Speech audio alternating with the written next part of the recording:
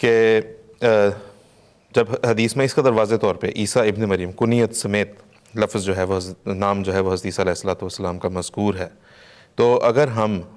اس چیز کو تسلیم کر بھی لیں یا اگر کوئی اس بات کو مان بھی لے کہ انہی حضرت عیسیٰ علیہ السلام نے واپس آنا ہے اس دنیا میں، اس میں قباحت کیا ہے؟ سب جہاں تک قباحت کا تعلق ہے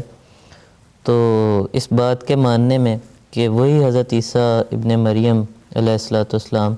جو کہ رسولان الی بنی اسرائیل تھے انہی نے واپس آنا ہے، تو قباحت تو اس میں یہی ہے کہ اگر ہم اس کو مان لیں تو ہم ایک ایسی بات مانیں گے کہ جو کہ صریح طور پر قرآن کریم کے خلاف ہے۔ آپ قرآن مجید کو اٹھا کے دیکھ لیں، قرآن مجید حضرت عیسیٰ علیہ الصلوۃ والسلام کی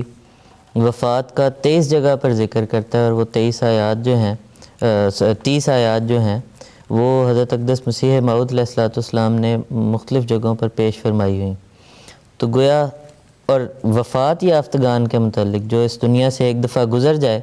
اس کے متعلق بھی قرآن کریم میں خدا تعالیٰ کی یہ سنت مذکور ہے کہ حرام علی قریۃ اہلکناھا انہم لا یرجعون، کہ سورہ انبیاء کی یہ آیت ہے جو میں نے ابھی پڑھ کر سنائی ہے ناظرین کو، کہ جو بھی بستی یا بستی والوں کو ایک دفعہ ہم ہلاک کر دیں ان کے اوپر خدا تعالیٰ یہ بات حرام کر دیتا ہے کہ وہ اس دنیا میں کبھی دوبارہ واپس نہیں آ سکتے۔ تو لہٰذا یہ ایک ایسا قرآن میں مذکور سنت اللہ ہے، اور اس کے صریح طور پر مخالف ایک بات ہم مان لیں گے۔ اگر قباحت پوچھی جائے تو قباحت تو یہی ہے۔ اس لیے جب بھی ہم حضرت عیسیٰ علیہ الصلوۃ والسلام کے فزیکلی اسی دنیا میں دوبارہ واپس آنے کے اگر نظریے کو دیکھیں تو سب سے پہلے اگر قرآن میں دیکھ لیں تو یہ بات صریح طور پر قرآن کریم کے مخالف ہے، کیونکہ قرآن کریم میں صرف ان کی وفات کا ذکر ہے، دوبارہ دنیا میں آنے کا ذکر نہیں۔ حدیث کو دیکھ لیں تو بعض احادیث وفات کا ذکر کرتی ہیں، اس کے ساتھ ساتھ بعض ایسی احادیث ہیں جو کہ استعارات سے پر ہیں، اور وہ احادیث حضرت مسیح علیہ الصلوۃ والسلام کے دوبارہ دنیا میں آنے کا ذکر کرتی ہیں پیشگوئی کے رنگ میں، لیکن انہی احادیث کے اگر سیاق و سباق کو دیکھا جائے تو یہ بات واضح ہو جاتی ہے کہ در حقیقت حضرت عیسیٰ ابن مریم کا دنیا میں واپس آنا مراد نہیں، کیونکہ جیسا کہ ابھی استاذ المکرم شبیر ثاقب صاحب نے بھی بیان کیا ہے کہ جیسا وہ حدیث ہے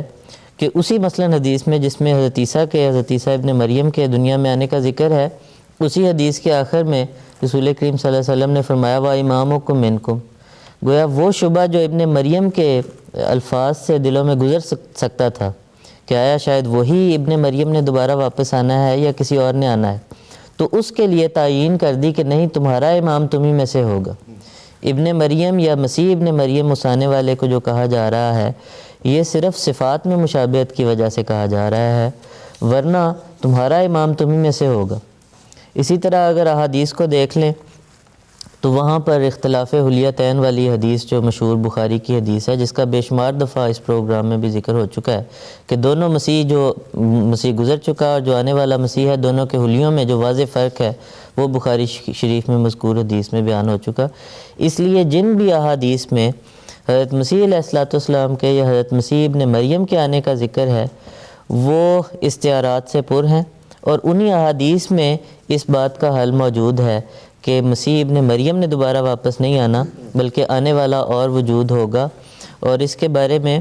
یعنی یہ ایک عام طرز کلام ہے۔ جیسے مثال کے طور پر اگر کوئی کسی سخی شخص کو آتا دیکھ کر کہے کہ حاتم طائی آ گیا، تو اس سے کبھی یہ مراد نہیں ہوتی کہ وہ حاتم طائی جو کہ سینکڑوں سال پہلے فوت ہو چکا گویا وہی دوبارہ آ گیا۔ یا اگر کسی بہادر شخص کو دیکھ کے کہیں کہ یہ تو رستم ہے اور رستم آ رہا ہے، تو یہ مراد نہیں ہوتی کہ وہ رستم جو اپنی بہادری کے لیے مشہور تھا وہی دوبارہ آ گیا اس دنیا میں، بلکہ مراد یہ ہوتی ہے کہ حاتم طائی کی طرح ہی یہ سخی شخص ہے جو آ رہا ہے۔ اور اسی طرح رمسن صاحب نے بھی ایک موقع پر فرمایا ہے کہ مسلمانوں میں مثلاً یہ ایک عام طریق رائج ہے کہ وہ تفاول کے طور پر نام رکھتے ہیں اپنے بچوں کے، عیسیٰ یا موسیٰ، اور اسی طرح بعض دوسرے ادریس، اسی طرح یہ نام جو ہیں انبیاء کے نام تفاول کے طور پر رکھے جاتے ہیں، اور اس سے مراد یہ نہیں ہوتی کہ یہ بچہ گویا دوبارہ سے حضرت موسیٰ علیہ الصلوۃ والسلام اس دنیا میں پیدا ہو گئے، بلکہ مراد یہ ہوتی ہے تفاول کے طور پہ یہ نام اس لیے رکھا جاتا ہے کہ اللہ تعالیٰ بھی ان میں وہ صفات پیدا کر دے جو خدا تعالیٰ کے ان پاکیزہ انبیاء میں موجود تھی۔ تو لہٰذا نام کے استعمال میں حکمت یہ ہے، جیسا کہ حضرت مسیح موعود علیہ الصلوۃ والسلام نے بیان کیا، کہ کسی ایسے زمانے میں جو کہ حضرت مسیح ابن مریم علیہ الصلوۃ والسلام کے زمانے کی طرح کا زمانہ ہوگا اور ان کے زمانے کا ہم رنگ ہوگا، اس زمانے میں ایک شخص دنیا کی اصلاح کے لیے اس دنیا میں آئے گا جو کہ اپنی طبع اور قوت اور طاقت اور اپنے منصبی کام میں مسیح ابن مریم کے ہم رنگ ہوگا، اسی کے مشابہ ہوگا۔ یہ اس ابن مریم کے نام کی استعمال کی حکمت ہے۔ ٹھیک ہے جی، بہت بہت شکریہ مومن زاہد صاحب، جزاک اللہ۔